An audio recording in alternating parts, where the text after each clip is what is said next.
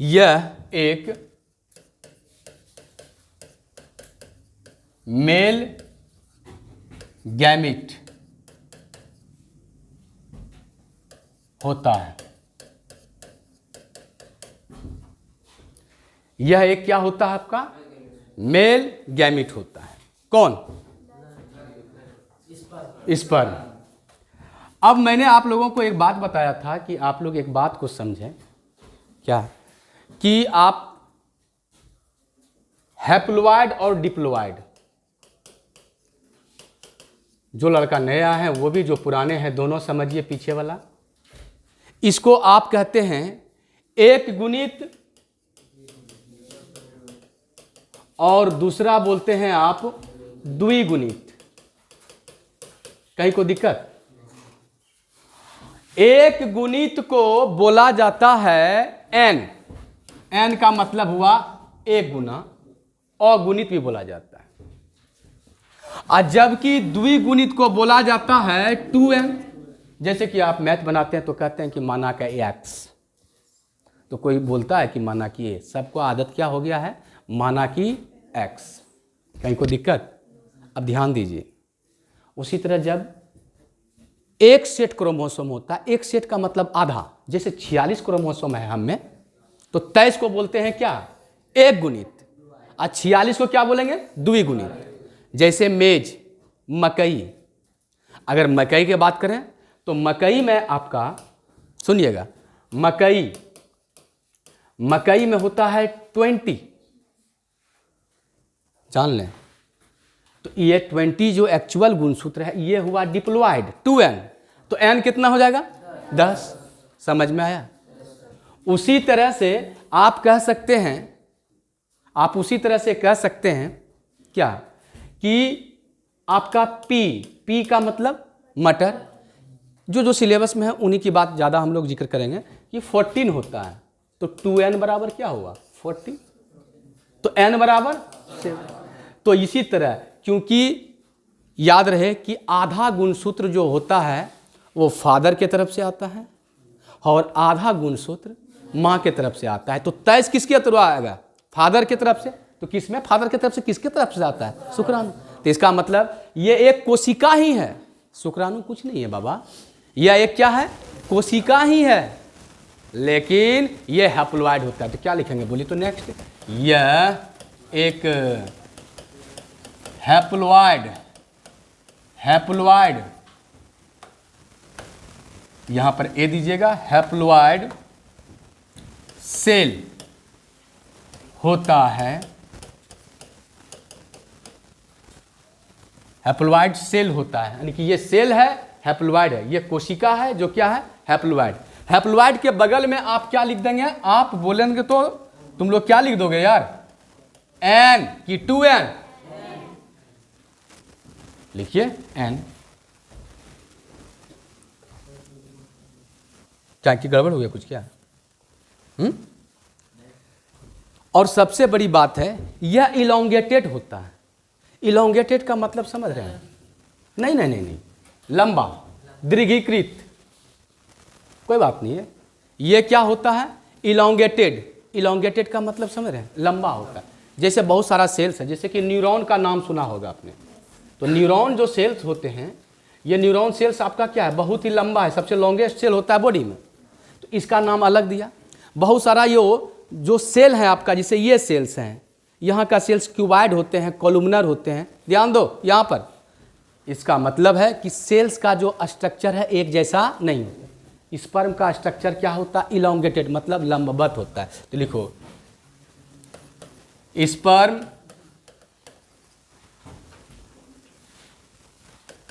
का आकार इलोंगेटेड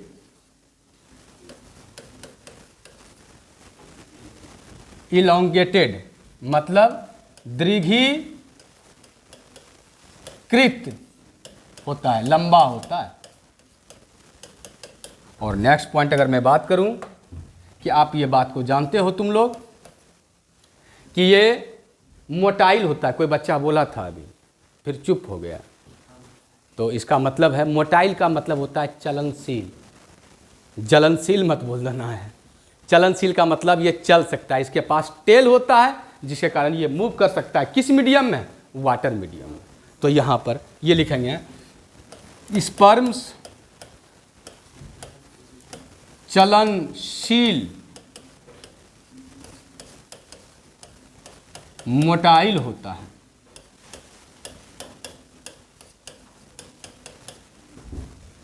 क्योंकि यह क्या कर सकता है, अपने टेल की सहायता से ये क्या कर सकता है, आपका चल सकता है, मूव कर सकता है। कहीं कोई परेशानी रह गया? अब देखिए,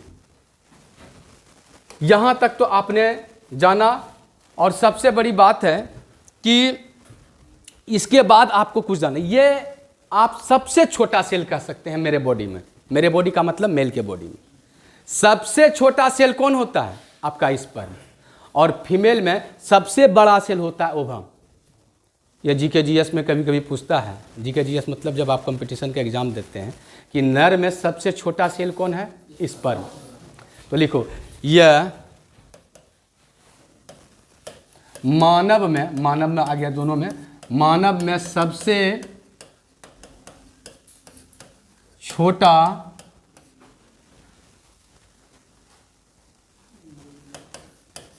कोशिका होता है,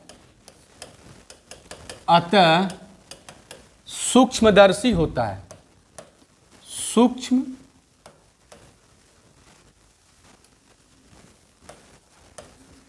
सूक्ष्मदर्शी होता है। कोई बच्चा बता सकते हैं? तो आप यही बोलेंगे कि सूक्ष्मदर्शी का मतलब हुआ कि बिना माइक्रोस्कोप की सहायता से हम इसको, हाँ, we can't able to see without microscope. बिना माइक्रोस्कोप का हम लोग देख ही नहीं सकते। ये एक बेसिक इंफॉर्मेशन था किसके बारे में? स्पर्म्स। किसके बारे में? अब कहता है कि स्पर्म की संख्या कितनी हो सकती है एक क्वाइटस में। एक रिलेशनशिप अगर बनता हो तो उसमें जो फीमेल के बॉडी या फिर मेल के जनन तंत्र से जो बाहर निकलता है सीमेन, सीमेन का मतलब समझ रहे हैं ना, वीर्य जिसको कहते हैं सीमेन, जो गाँव में मतलब कि गाय सबको देने आता है सीमेन, उस सीमेन में जितना है उसमें कितना स्पर्म होता है। हम लोग तो मेल की बात करेंगे, अपना नर की बात करेंगे, ह्यूमन की बात करेंगे। तो याद रहे कि मेल की बात अगर करते हैं कि एक क्वाइटस में यानी एक मैथुन में, समझ गए कि कितना, तो याद रखेंगे 3 से 4 या 4 से 5 ml सीमेन होता है। सीमेन, इससे ज़्यादा नहीं होता है। सीमेन में दोनों चीज़ होता है, शुक्राणु भी होते हैं और प्लस उसमें लिक्विड होते हैं जो कि नर जनन ग्रंथि के द्वारा उत्पन्न हुआ था। किसके द्वारा? नर जनन ग्रंथि के द्वारा उत्पन्न हुआ था। तो दोनों मिलाकर के क्या बोला आपने? सीमेन बोला। किसको किसको? तो पहले समझ लीजिए, यहां तक तो लिख लिया आपने। सीमेन किसको किसको बोला बाबा? सीमेन बोला कि स्पर्म्स प्लस क्या? Sperms plus ovum. बाबा ये क्या कर दिए? वो तो निषेचन हो जाएगा। स्पर्म्स ओवम अभी बनेगा फीमेल में। स्पर्म प्लस क्या हुआ आपका? लिक्विड, जिसको कहते हैं सेमिनल लिक्विड। प्लाज्मा भी बोलते हैं इसको, प्लाज्मा भी बोलते हैं। यानी आप कह सकते हो सीमेन, यानी कि इसको कहते हैं वीर्य, उसको क्या बोलते हैं? उसमें शुक्राणु होते हैं और ये है प्लाज्मा। प्लाज्मा का मतलब सिंपल है कि जो नर ग्रंथि के द्वारा उत्पन्न हुआ था। कितने ग्रंथि थे बाबा? 3 थे मेनली। किसमें? और भी बहुत सारे ग्रंथि थे, लेकिन जनन तंत्र में कितने ग्रंथि? 3।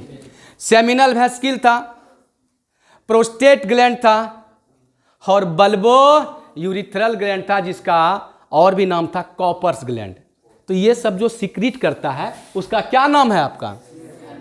तरल पदार्थ सिक्रीट करता है। तो जितना तरल, तो उसमें स्पर्म्स की संख्या कितनी होती है यह हम पहले बता चुके हैं। अगर आपको इच्छा होगा तो आप लिख सकते हो, ठीक है? ध्यान दो।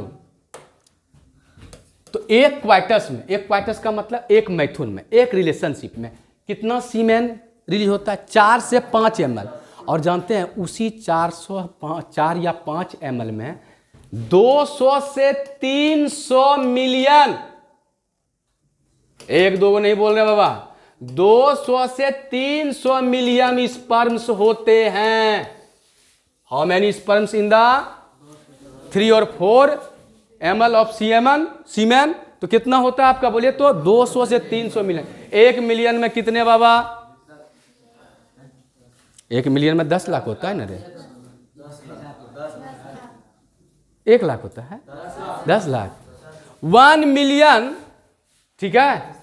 अब सोचिए कितना स्पर्म एक बार में लिक्विड करता है, उसमें से एक फ्यूज करता है और हम लोगों का उत्पत्ति होता है। समझ में? एक, तो क्या लिखेंगे बोलिए तो? एक क्वाइटस में कितने सीमेन रिलीज होते हैं? तो लिखिए एक क्वाइटस मैथुन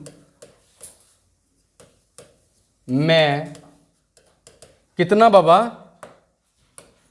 200 से 300 मिलियंस स्पर्म्स उत्पन्न होता है। अब ध्यान देंगे, कितना बोले हम? बोलिए तो 200 से 300। अब याद रखिएगा, इसमें से 60% समान रूप एवं आकार का होता है। मतलब 40% को क्या होता है? अगर टेल है तो हेड अच्छा से नहीं बना है, हेड बना है तो एक्रोसोम नहीं बना। जैसे कहते हैं ना कि लंगड़ा लुल्ला, उसी तरह स्पर्म क्या होगा? लंगड़ा लुल्ला। मतलब लंगड़ा लुल्ला करने का मतलब हुआ कि अच्छी तरह से ठीक उसका शेप नहीं है। हाँ, इसमें लिखिए, इसमें से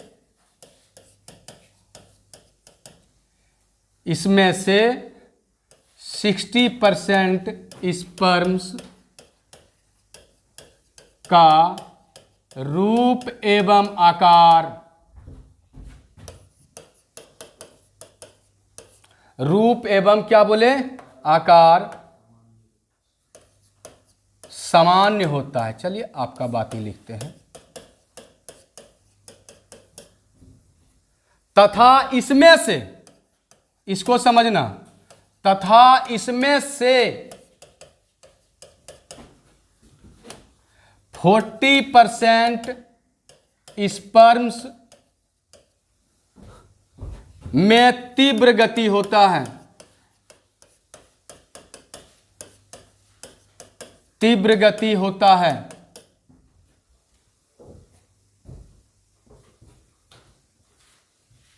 क्या होता है आपका? तीव्र गति होता है। यह बात को समझिए, परफेक्ट एनसीईआरटी का पॉइंट है। लैंग्वेज भले अपना है और इसको समझने का प्रयास कीजिए कि 200 से 300 मिलियन जो स्पर्म रिलीज हुआ, उसमें सामान्य कैसा होगा? क्या हम ही लोग में जब दुनिया में पैदा होता है तो क्या 100 में 100% सबका रूप आकार सामान्य होता है क्या? देखते हैं किसी का हाथ कभी कभी नहीं बनता, किसी का उंगली क्या होता है 2-3 1-2 अधिक बन जाता है, डिफॉर्म होते हैं स्ट्रक्चर, देखते हैं ना। तो इसमें मान लिया हम लोगों में परसेंटेज कम है, समझ गया ना। लेकिन यहाँ पर मैंने बोला क्या कि 200 से 300 मिलियन जो स्पर्म उत्पन्न होते हैं, उसमें से मैंने कहा कितना परसेंट बाबा? 60% स्पर्म्स का क्या होता है? रूप एवं आकार समान होता है। अब सुनिए, इसका मतलब 200 से 300 मिलियन में 60%। अब लोगों को क्या लगता है कि बचा हुआ 40% के बारे में लिखे हैं, गलत। इस 60% जो था उसमें से 40% जो स्पर्म होते हैं उसका गति बहुत विगरस होता है, मतलब बहुत तीव्र होता है। इसी में से कोई एक पहुंचता है किसके पास? ओवम के पास। किसके पास? अरे बाबा यूटेरस है ना हो, इधर आपका क्या था बाबा? इधर आपका अंडाशय था ना हो, इधर अंडाशय था ना हो। अंडाशय से ओवम बनता है, फेलोपियन ट्यूब में जाता है, और ओवम जब पहुंचा तो बिना क्या ओवम अपने आप बना देगा क्या? या रिलेशनशिप बनता है तो रिलेशनशिप बनने के समय आपका क्या होता है? लाखों क्या हजारों स्पर्म अंदर जाते हैं। तो 200 से 300 मिलियन गया तो उसमें से 60% तो क्या अच्छा है, और उस 60% में 40% में स्पीड क्या होता है? बहुत ज़्यादा होता है। तो यही क्या है? यही पहले पहुंचेगा 40% में, और उसी 40% में एक जो है स्पर्म इस ओवम का मेम्ब्रेन को तोड़ करके अंदर जाएगा, बाकी सब क्या होगा, मर जाएगा। और यही आपका बनाएगा क्या, जायगोट, जो कहते हैं जीवन का क्या है, पहला सेल है बाबा। और जब पहला सेल जीवन का है तो ये जायगोट जो है फिर वापस धीरे धीरे यहाँ पर क्या बनाएगा, 1 से 2 सेल बनाएगा, 2 से 4, 4 से 8, 8 से 16, 16 से 32, 32 64 सेल आते आते 32 सेल आते आते फिर वापस कहाँ आ जाएगा, ये वापस आ जाएगा कहाँ पे, ये गर्भाशय यूटेरस में आ जाएगा। जो ये लास्ट लेयर है किसका, लास्ट सतह है किसका, गर्भाशय का, यही 32 सेल के अप्रॉक्स में जा करके बैठेगा किस पर, अंत्य गर्भाशय स्तर में। इसी को आप कहते हैं शुरुआत का भ्रूण। शुरुआत का भ्रूण का मतलब शुरुआत का जो बच्चे का फॉर्मेशन होगा शुरुआत में। अब कैसे बात करें भाई, शुरुआत में ये जाके बैठेगा। तो जीवन कहां से शुरुआत हुआ भाई, 2 कोशिकाओं से मिलने से। वो दोनों कोशिका क्या था, एक गुणित का था कि 2 गुणित था, एक गुणित। ये पकड़ना पड़ेगा आपको, समझना पड़ेगा। आप कितना भी कुछ कर लेंगे कि कितना रट लेंगे कि ये होता है, तो रटते रहिए जिंदगी भर। मैं पहले ही बोला है आपको, ठीक है। इसके बाद खूब छुट्टी मनाइए, छुट्टी मनाना जरूरी है, क्योंकि छुट्टी जब नहीं मनाएंगे तो क्या बात करते हैं। आप आइए, ऑफलाइन ऑनलाइन सब आ जाइए। और उस 60%, जैसे मैंने कहा 10 का 60% कितना हुआ भाई, 6। आज 6 का फिर 40% निकाल लीजिएगा, जितना आ जाए तो वो उतना स्पीड। इसी तरह मैंने बोला 200 से 300 का 60% वो सामान्य रूपमाकार का होता, उसमें से क्या 40% का स्पीड क्या होता है स्पर्म का, बहुत ही। समझ में आया आप लोगों को, ये बात समझ में आया। 100 आम जब कोई दिया टोकरी में तो 60% नॉर्मल है, तो 60 आम हुआ। और 60% का, 60 आम का कितना प्रतिशत, 40। अब समझ में आया आपको, 40% में क्या होता है, बहुत मीठा है, समझिए। यहाँ यही खा सकते हैं, तो वही बात है, यहाँ तक लिखे। समझ में आया, एक क्वाइटस में कितना स्पर्म, 200 से 300 में। चलिए अब लिखिए structure of sperm. Structure of sperm, एक ही स्पर्म के बारे में स्ट्रक्चर बताएंगे तो वही लिखना है। तो याद रहे कि आप कह सकते हैं स्पर्म में 3 पार्ट होते हैं। How many parts, 3 parts. Parts जिसको आप खंड बोलते हैं, हिस्से बोलते हैं, जो बोल सकता है तुम। स्पर्म में 3 नहीं, सॉरी 4, गड़बड़ हो गया जी, 4 पार्ट्स होते हैं। जो निम्न है, जो निम्न है, एक एक करके आप पढ़ते चलेंगे। पहला है आपका हेड। पहला क्या है आपका, हेड। हेड को आप बोलते हैं शीर्ष, हेड जिसको बोलते हैं आप शीर्ष। लिखते चलिए, यह स्पर्म का सबसे अग्रभाग होता है, सबसे या अग्रभाग होता है, लिखिए अग्रभाग होता है। यह इलोंगेटेड होता है। इलोंगेटेड का मतलब समझ रहे हैं, लंबा। यह इलोंगेटेड होता है। नेक्स्ट पॉइंट, इसमें अगुणित, अगुणित जिसको हैप्लॉइड बोला था, केंद्रक होता है। चूंकि सेल है, कोशिका है, तो केंद्रक तो होना लाजमी है। परेशानी का तो कारण नहीं बनता है। अरे जब सेल है तो उसमें तो केंद्रक होगा, और केंद्रक है तो उसमें कितने गुणसूत्र होते हैं, 2n की n। स्पर्म में कितने होते हैं बाबा, 2n की n। तो समझ रहे हो। अब आ जाओ,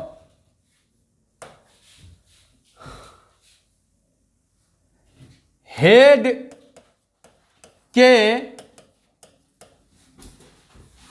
सबसे अग्र, सबसे अंतिम यानी अग्र, शुरुआत में सबसे अग्र भाग में, भाग कैप के भाग में कैप के जैसा संरचना होता है। भाग में कैप, कैप मतलब टोपी, कैप के जैसा, यह ऑब्जेक्टिव बहुत बार पूछा है, संरचना होता है जिसे एक्रोसोम, हिंदी इज अग्रपिंडक, जिसे एक्रोसोम अग्रपिंडक कहा जाता है, जिसे एक्रोसोम अग्रपिंडक कहा जाता है। इस अग्रपिंडक द्वारा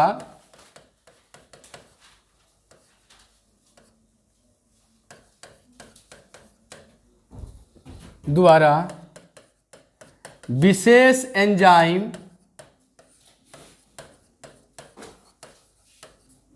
एंजाइम्स को उत्पन्न किया जाता है। जैसे हाइलुरिनेडेज, बहुत सारा है हाइलुरिनेज, लेकिन इस यहाँ पर एंजाइम्स दिया है एनसीईआरटी, तो मैं बोलूँगा कि इसमें बहुत सारे एंजाइम्स होते हैं जो कि ओवम का झिल्ली को तोड़ता है, एंजाइम्स को उत्पन्न करता है जो अंडाणु यानी ओवम का झिल्ली को तोड़ता है एवं निषेचन में मदद करता है, निषेचन में मदद करता है।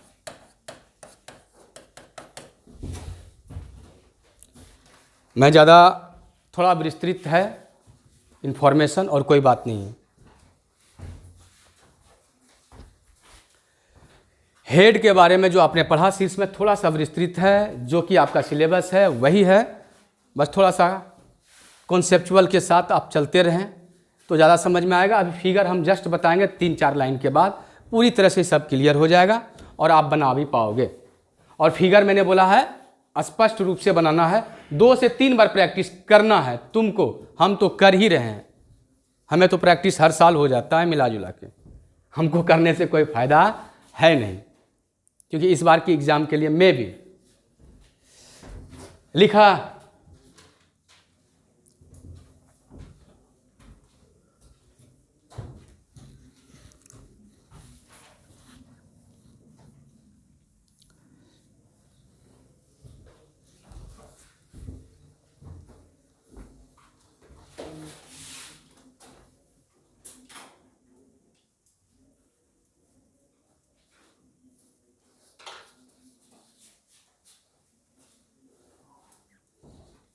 सभी ने लिख दिया।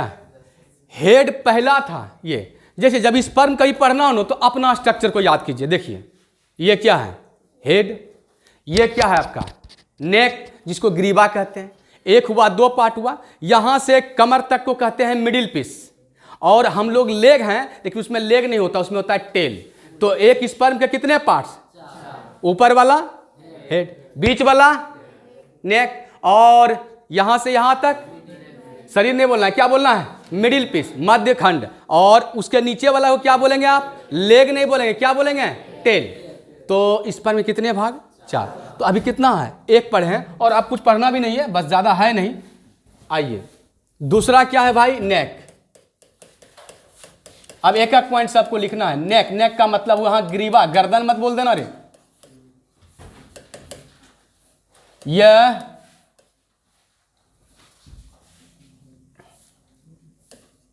संकुचित संरचना है। संकुचित मतलब मुड़ा हुआ, दबा हुआ, यह संकुचित संरचना होता है जिसमें, ये शायद एनसीईआरटी में नहीं लिखा हो लेकिन इसको याद रखेंगे, जिसमें सेंट्रियोल होता है, सेंट्रियोल्स, डिस्टल और प्रॉक्सिमल। सेंट्रियोल्स होता है होता है। सेंट्रियोल का काम है कि फाइबर या तंतु बनाता है जो कि टेल तक जाता है, जो हम स्ट्रक्चर में देखेंगे। तीसरा, यह क्वेश्चन आपका बिहार बोर्ड में 2-4 बार पूछा है, इसलिए VBI हम लिख दिए कि आपको 2-3 बार उल्टा पुल्टा करके पूछा है बिहार बोर्ड में कि माइटोकॉन्ड्रिया कहाँ होते हैं, तो मिडिल पीस में यानी मध्य खंड में होते हैं। और पूछेगा कि वो क्या कार्य करता है, तो माइटोकॉन्ड्रिया क्या करता है, ऊर्जा पैदा करता है। आपने 9th और 10th में पढ़ा होगा, this is called power house of the cell. तो पावर हाउस का मतलब, आपका पावर हाउस कौन है रे? हाँ, घर से जब बंद हो गया ना तो चुपचाप यहाँ से बोरा बिस्तर लोगे, भागलपुर से उड़ जाओगे। तो पावर हाउस कोई तो होगा, एनर्जी यानी पैसा देने वाला। खुद कमाते हो, बहुत अच्छा बात है। तो यहां पर क्या है, मिडिल पीस। मिडिल पीस जिसको कहते हैं मध्यखंड। मध्यखंड, आप जानिए कि ये मध्यखंड में क्या होता है आपका, हाँ, यह स्पर्म का मध्य हिस्सा होता है। सीधा लिखिए ना, यह स्पर्म का मध्य हिस्सा होता है, जिसमें मध्य हिस्सा होता है, मध्यखंड, मध्य पार्ट होता है, जिसमें क्या होता है, मैंने पहले बताया है, जिसमें क्या होता है भाई, माइटोकॉन्ड्रिया होता है। हिंदी लिखे तो सूत्र कणिका कहते हैं। फेमस क्या है, माइटोकॉन्ड्रिया। माइटोकॉन्ड्रिया यह स्पर्म्स का मध्य हिस्सा होता है, जिसमें माइटोकॉन्ड्रिया होता है। यह ऊर्जा, मतलब ऊर्जा किस रूप में, एटीपी। हम लोग में जो अंदर में खर्चा होता है ऊर्जा, वो एटीपी के रूप में होता है। यह ऊर्जा एटीपी का निर्माण करता है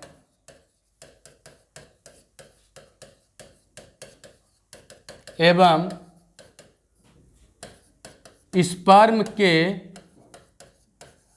चलनशीलता का मतलब चलने के समय, स्पर्म्स के चलनशीलता के समय ऊर्जा देता है, ऊर्जा देता है। और लास्ट जो है आपका क्या था, टेल, जिसको कहते हैं पूंछ। एक बार पूछा है ऑब्जेक्टिव कि पूंछ के सहायता से क्या होता है, तो आप सीधा कहते हैं पूंछ के सहायता से यह तैरता है। यह स्पर्म का सबसे अंतिम भाग बोल सकते हैं, निचला भाग बोल सकते हैं, आपकी इच्छा, जो बोला है बोल सकते हो, तुम समझ गए। यह स्पर्म का सबसे अंतिम हिस्सा होता है, अंतिम हिस्सा होता है,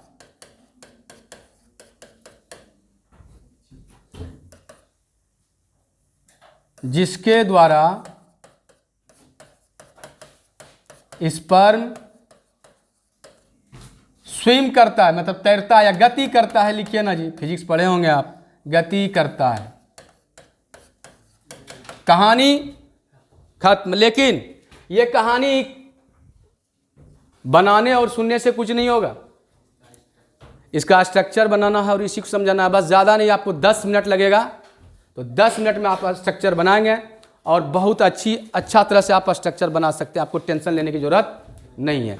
आइए, यहाँ तक लिखा, ये आपका जनरल इन्फॉर्मेशन था, जो बच्चे भी याद रखते हैं, जनरल कंपटीशन वाले भी याद रखते हैं। आप तो वैसे भी मेडिकल, नीट या फिर पारा मेडिकल और बिहार बोर्ड का तैयारी मत कीजिए। बिहार बोर्ड में तैयारी नहीं होता है। बिहार बोर्ड का तैयारी करना होता है क्या? कोई भी ला सकता है 90 पार। इतना दिया है क्वेश्चन, इतना क्वेश्चन दिया, उसमें से कितना बनाना है? इतना। अगर भारी भी रहेगा तो कुछ ना कुछ पढ़ के तो हो ही नहीं जाएगा। आप लोग इसी पर ना गुमान करते हो। सच बात तो यही है, सच है, सबको गुमान है। समझ गए? और यकीन मानिए कि अगर इतना ही पूछे, थोड़ा सा इतना बनाना हो हल्का, तब आपका परसेंटेज घट जाएगा। इतना प्रकार का मिठाई है और इतना दिया हुआ है, खाना कितना है आपको? इतना।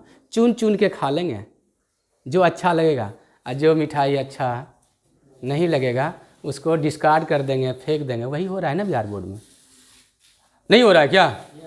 अच्छा, बोलने में भी शर्म आता है, क्यों? क्योंकि लोग ना बोले अरे मानिए आप कमज़ोर नहीं है, हमारा गवर्नमेंट कमज़ोर है। भाई सिस्टम में एग्जाम लेना चाहिए, जो भी हो। आओ अब स्ट्रक्चर बना दें, तो किताबी भाषा स्ट्रक्चर ऐसे नहीं बनाना, ये वाला यहाँ ऊपर ऊपर ऐसे नहीं, मेरे जैसा बनाओ। आप तुरंत बना लोगे। तुम बोलोगे आपके जैसा स्पेशल क्या है सर?